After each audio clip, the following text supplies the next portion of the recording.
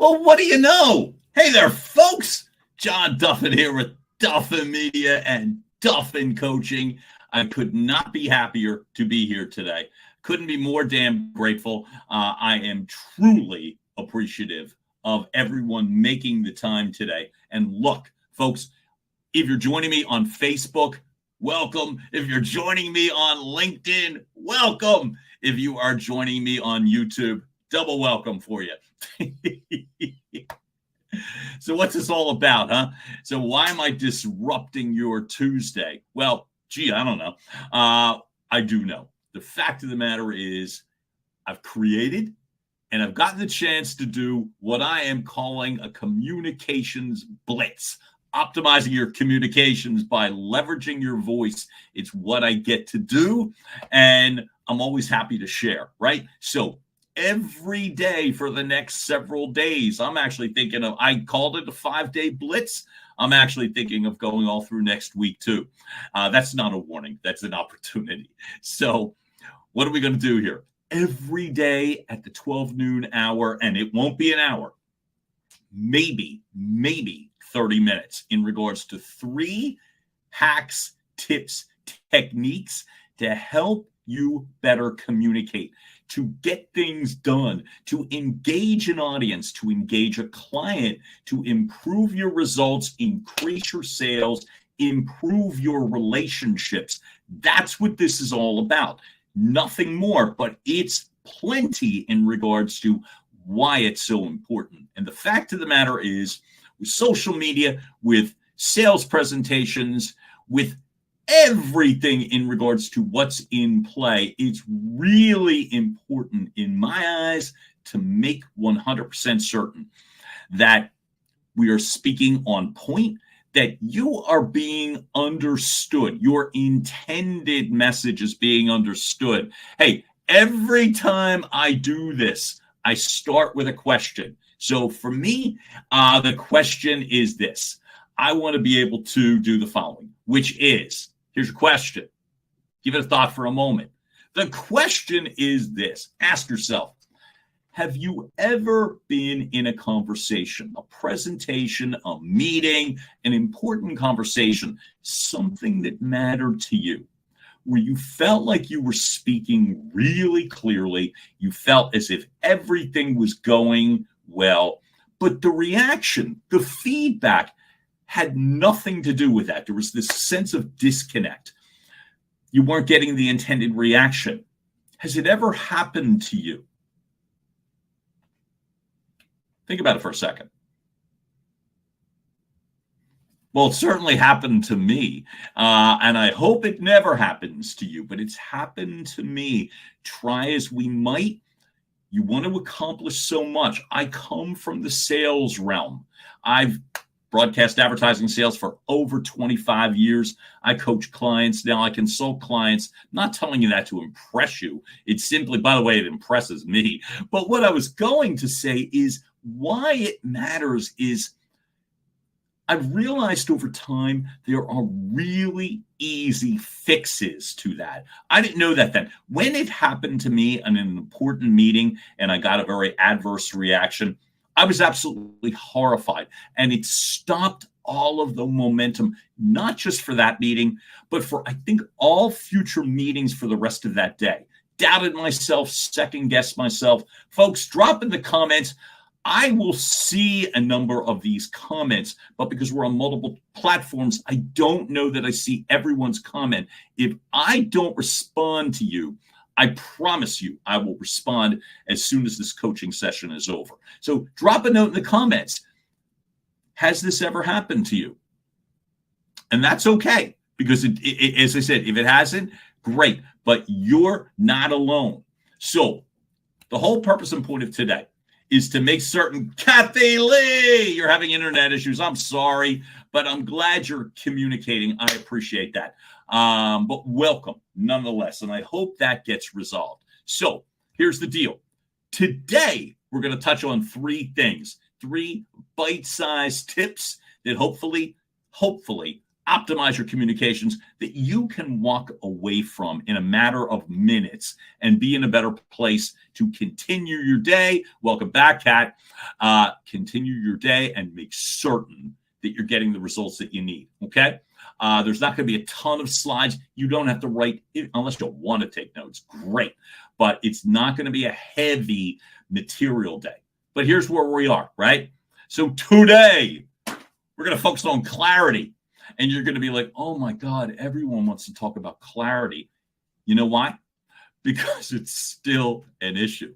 So one of the things that I want to get at, I'll share my own experiences. And then if you've got anything to share, drop them in comments. But I want to focus on clarity today. Listen, I'm going to promise you, there is so much data available. Where I'm going in terms of what we're coaching, it has very little to do with adding more content. You've got the content. You've got the story. You've got materials, YouTube, Google, your company, your talent around you. You don't need me to tell you what to say. My whole job is to make certain that when you say it, it's credible, believable, and people are engaged. Okay, so that's the whole thing. Hey, here's your first tip. We went a few minutes. I try to get these tips out a little bit faster, but we went a few minutes. Here's your first tip. Here you go, right? Talk to people. Don't talk at people. Okay? Always talk to people. Don't talk at them. What do I mean? I'm going to give you a couple of examples, all right? So here's the deal. My tip. So I call it, it's focus, not hocus pocus. That's not me as a child, by the way. I wasn't much of a magician. But here's what I would say in regards to the focus part. Let me give you an example of what took place. Allie, I see you and I thank you. The fact of the matter is, here's the first example. I remember I worked for a broadcast company, a digital company, Univision Communications. If anyone is on the line or watching the webinar from Univision, shout out. It was 12 and a half great years. And I loved every bit of it. When we presented to clients, often the presentations were technical. What do I mean? We would be bringing in reams of data, research, qualitative information, numerical, statistical data. Here's the problem, and I'll give you as it related to me. Because you were trying to keep up, because you were trying to navigate sales and manage people, I would be getting the material or prepping the material when I first started at Univision late. Meaning I glance at it and then head to the client meeting and then stand and deliver the presentation. Here's the problem, folks. Tell me if you can relate. You're giving a presentation and you're simply talking at people with your reams of data. We used to do this with our research. Statistic upon statistic upon statistic upon statistic, bludgeon people. I've done that. Here's what happened to me in real life. Major advertising agency in Texas. I won't name their name, but they are big. They have their own building. It's all glass. Beautiful, right? I show up. It's late in the afternoon. I'm coming in. I'm giving the Philadelphia presentation. So I come in, group of people around a big conference room table, but it wasn't that big. So I could see everybody and they could see me, and we're speaking, and I'm noticing one of the people are nodding off. And I don't mean kinda, I mean snoozing in front of me. I am horrified and I'm embarrassed. And then I start to get angry, and then everything goes sideways. I'm just rattling off data. I think the one and only question, I'll get to the questions part shortly, that I think I asked is, does anybody have any questions? By the way, pro tip, don't ask that question. There's way better ones to ask. But rattling off all this, I am literally speaking to the sky. I'm speaking to the Dallas, Texas skyline. I am rattling off stuff and I'm talking to technically no one and someone is literally falling asleep and I don't know what to do. What do? I keep talking. Race through the material so it'll end, run to the car, and point my fingers at the client. Here's a solution, right? Thank God, what I learned. It wasn't the client's fault. It wasn't the client's issue. Tip number 2, it only matters if it matters to them. How do you make it matter to them? Tip number 3, talk to people. Don't talk at people. When I get nervous, I often don't want to focus on an individual. I get that sense of discomfort. Here's what I learned. Here's your magic. Anytime I speak to someone, the science tells me my body tends to calm down. So when you are presenting at a meeting with a group, always make certain you're focusing on someone.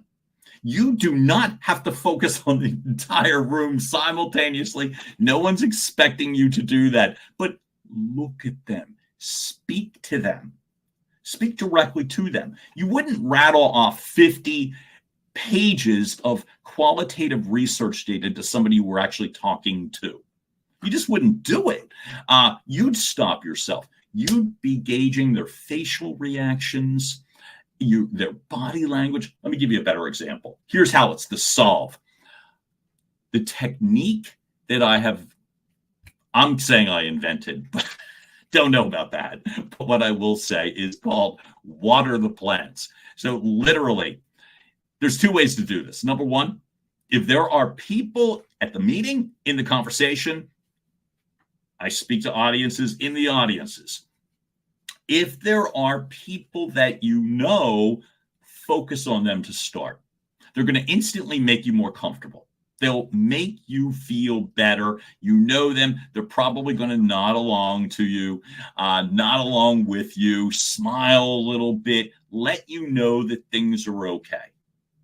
So the plants, I'm saying, if you know people, find them and speak directly to them. What that does, it bolsters your confidence. It calms down the physiology and your mind so that now you can start to scan the room and focus on other people. It really, really helps when you are speaking to an individual. Remember, any conversation is exactly that, a conversation. A meeting is a series of small conversations. These are not speeches or State of the Union addresses. You're always talking to somebody. And to me, that's the part that makes it the most important. The focus, it benefits mostly you so that you can read the room, those disconnects. People don't tend to fall asleep if you're focusing on them. Now, I don't mean stare them down, and I don't mean freak them out, but I mean just have a conversation, right? Hey, I'm looking at the comments right now. Allie Connor, I love this. You have a 2.5-hour Zoom masterclass that you thought you nailed. I'm so sorry you didn't get that feedback. It's hard, especially when you prepare. Everybody's intentions are always great, but the rough part is, as I said, it's the sense of when you communicate and you come back at the end of something, it's really hard. So I'm going to touch on a good way to get clarity on Zoom in a moment. Everything I addressed is typically a live situation. What are the plans? Find the right people. Speak to them first. Hey, if you don't have people at the meeting that you know, this happens, and you were speaking to a collective group of people. That has happened to me a lot. Building business presentations, finding new business, finding different audiences. It does happen. Use the common sense that you have, the gift of intuition, and find the friendly people. They're always so easily known. The ones with the smiles on their faces, the ones that are receptive. Find them and focus on them in the beginning. They will give you the momentum. They will give you the momentum. I was at a conference this past weekend in Columbus, Ohio. Allie Connor was one of those people that was at the conference. Allie and her husband, Stephen, literally were there. And I knew within about, when I walked into a room, it was literally the beginning of the registration part, right? I knew it within, about a minute. No, that's a lie. I knew in about 10 seconds, these were people that were going to be receptive to me. Big smiles on their faces. I felt it. I warm up and calm down immediately. I headed to that conference alone. Question. Anyone who's on the line right now, I keep saying on the line, that makes me sound 100 years old. Anybody who's on the live stream right now, have you ever gone to a conference before by yourself? Didn't know anybody? It's okay.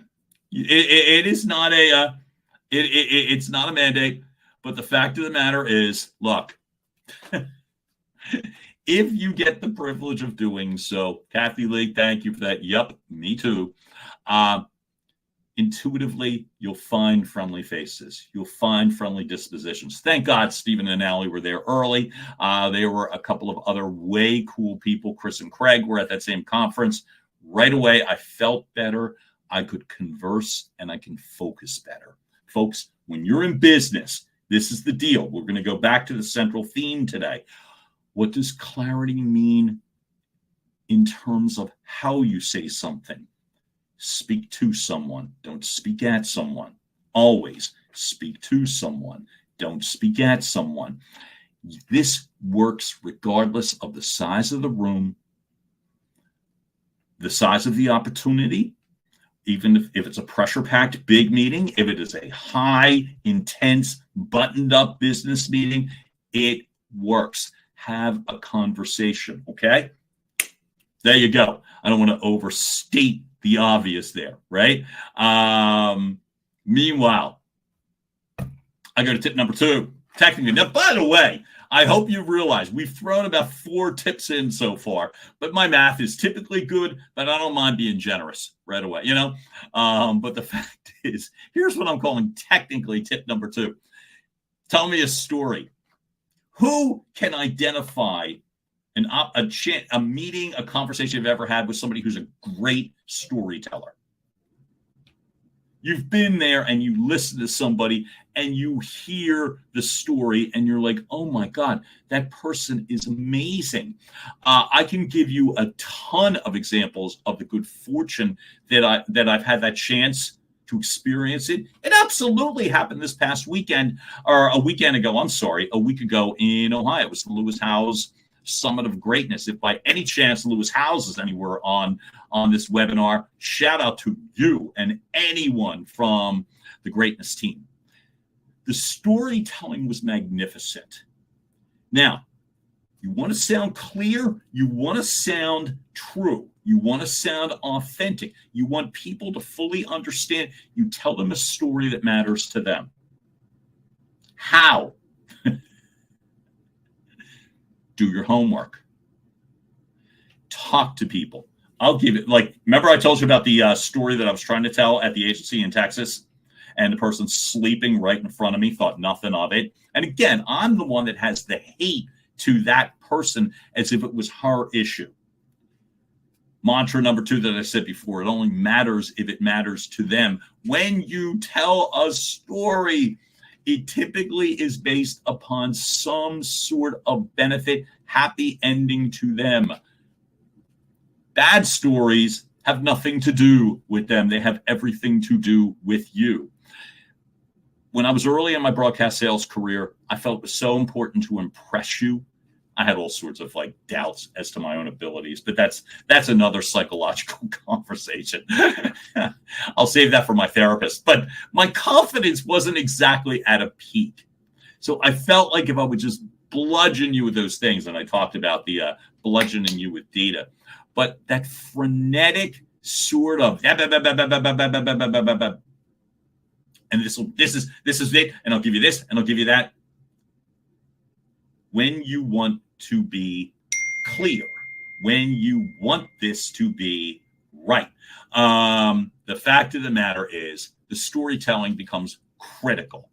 How do you tell a story that matters to them? Again, do your homework. Here's a very clear example. I'm grateful to say, here's a good example, right? I get this chance to speak to audiences, and I'm really appreciative of this. I just interviewed these two beautiful people, Josh Buchter and Bethany Williams, who happen to be the co-partners of the Real Producers, Philadelphia and Bucks County. What is that? They host a series of events. They do a million other things too, but they host a series of events. I spoke on a stage for a couple of their events, of which I'm wildly grateful. When you are telling someone a story, it is so helpful if you know some of the details of what actually resonates. How do you do it, right? How? Talk to the people before. Stories, here's your moral. Stories do not need to be surprises. You do not need to come in with a complete new script that no one has ever heard before. In fact, the best stories involve the other people and they like it. There is a book that I've now grown to love called Build a Story Brand by Donald Miller. Here's the terminology. Folks, when you are presenting a story, speaking, right? The best way to do it is simply this. Number one, know the story. Know the story, know why it matters. Your data, your capabilities, I learned that the hard way. And when I turned that corner, everything changed for me. Hey, Gene, thank you. Everything changed for me. I could say things as basic as, I don't know if there was a question on the data, but I'll come back to you. And nobody minded, right? Nobody minded. My pace slows down when I'm specifically speaking to people and telling a story, and it always benefits the other people. Have conversations with the person that's bringing you to the situation. Have a conversation. Do the basic homework, the Google, the prep, the white papers, whatever you're finding, the data, the website, but really speak to the people that you're going to present to. What matters to you? I saw that. Prove that you've done some homework. And I promise you, the organizers, the clients, whoever will so appreciate that and help you. How do they help you? They stay engaged better. They listen to you.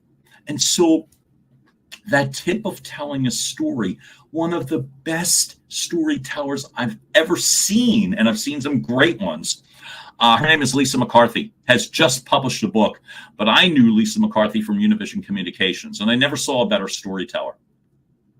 Never. It always felt compelling. It always felt like she was speaking directly to me.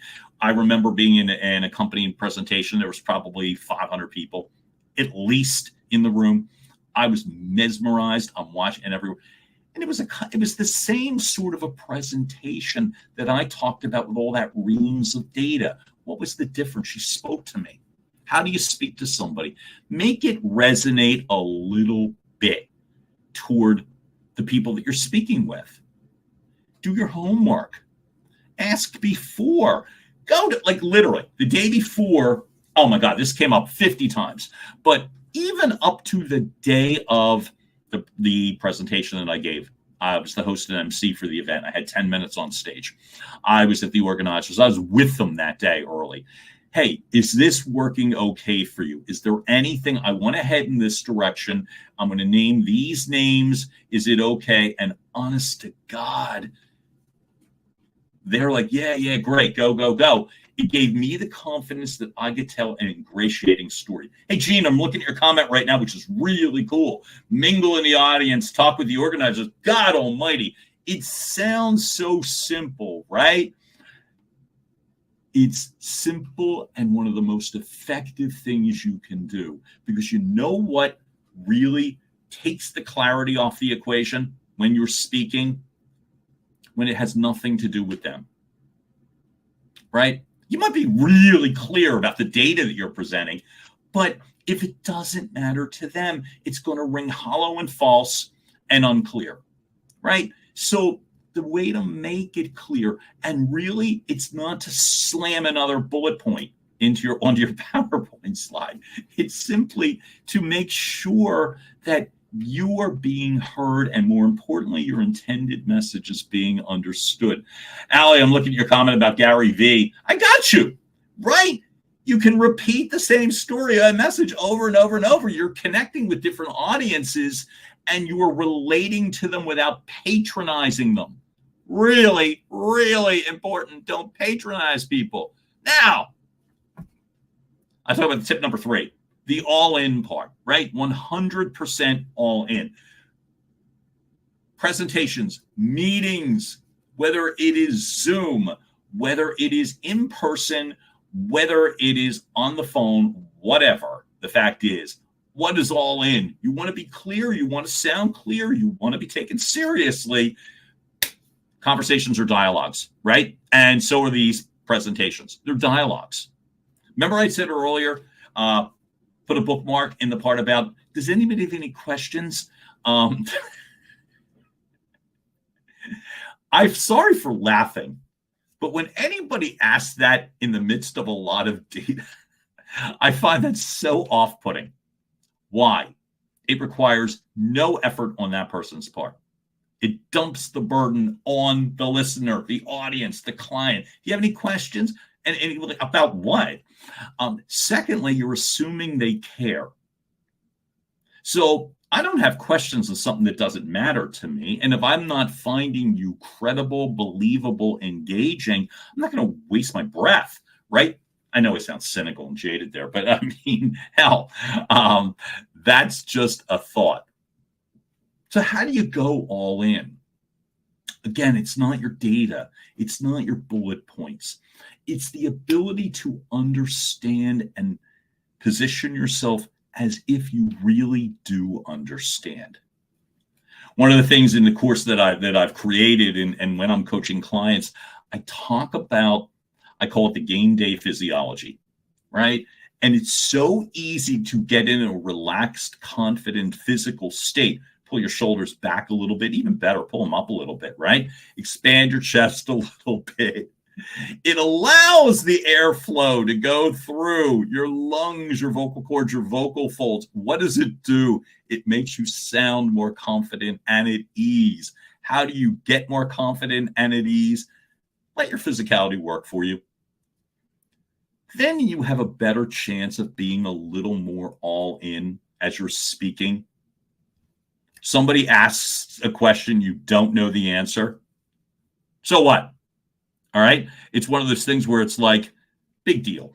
I'm going to name check somebody, a very dear friend of mine and a crazy talented real estate agent in Philadelphia for Serhant Properties, Michael Prince. And I watched him at an open house that he was covering. He invited me to be there sometime back. And I'll never forget the response when they asked the potential clients asked a question about something or other and about the home, right? And he's like, well, I don't know the answer to that, but I'll find out and I'll be back to you later this evening. Here was what do you think their response was? Do you think they left? Do you think they were upset? Do you think they thought less of him? Coming from Kathy Lee, that's a great question. Let's find the answer. How empowering is that? Well, here's the answer. I love that, by the way. I love that comment. Here's the answer. They were great. They were great. Now, by the way, the bigger problem was me, Michael, the building couldn't create an extra bathroom, which they wanted. So they didn't buy the house anyway. But that's another issue for another time. But the conversation continued. And folks, that's really the overall tip with quality and optimizing your communications is you want the communication to continue. The communication, that conversation, you want the back and forth. You want questions that actually matter. If you don't know them, tell them and get the answer.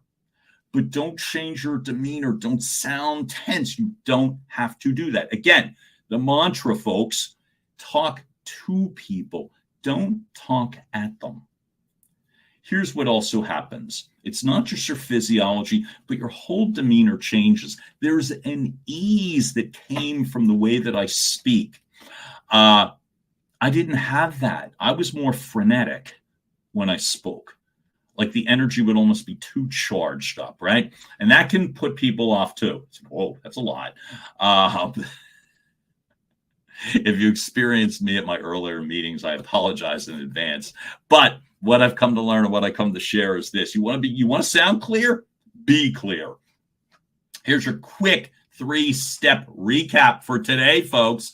Like I said, I'm wildly grateful that we got to do this. I promised I would make these a half hour, and I feel pretty damn confident that we're going to make it go. Real quick reminders, the clarity. Talk to people. Don't talk at people. That sense of focus. Water the plants. Find the people that will help you in the beginning. Talk to them in the beginning to build your confidence, right? Tell a story that matters to the individual. It only matters if it matters to them, not to you. And then the all-in. Conversations, dialogue, back and forth. You want it because it allows you to sound clear. Control is a tough word, but if you want to be in control of a conversation, be in control of yourself. Don't worry about controlling them. Control yourself first. So there you go, man. Hey, Gene, thank you for the kind words. Folks, those are my 3 tips for today. All right. If anyone, so on those 3 tips, let me prove my own worth here. I was about to say, does anybody have any other questions? And I would have started laughing out loud. However, I'm going to give you, here's your bonus tip for the day, right? You want to find me in regards to the opportunity. I make it really easy, right? You see that QR code? Oh my God. Zora and Pippersick, who I love to death. One of my rock star heroes. Love it. And Allie, I am so damn grateful to you. Find me easily. I mean it. You see that handy dandy QR code? I'm right there. Find me. We could book a discovery call. I can help you with a specific situation. How do you find me? You know how to find me, Kathy Lee. That's right. JD@duffinmedia.com, or hit the QR code and make it really easy on yourself. I don't want to give you extra to-dos on a Tuesday, right? Hey, here's your last bit of good news. We're coming back tomorrow. I hope that's good news to you. I hope. It is to me. 3 more tips, 3 more stories, 3 more solutions. Tell your friends, tell your family. Most importantly, I hope you come back. Joey Plishka, God love you, buddy. Thank you for that.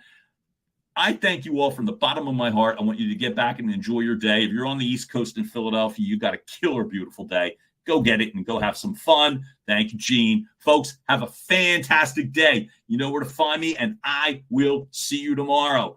Be well. Talk soon, all. Bye-bye. See you.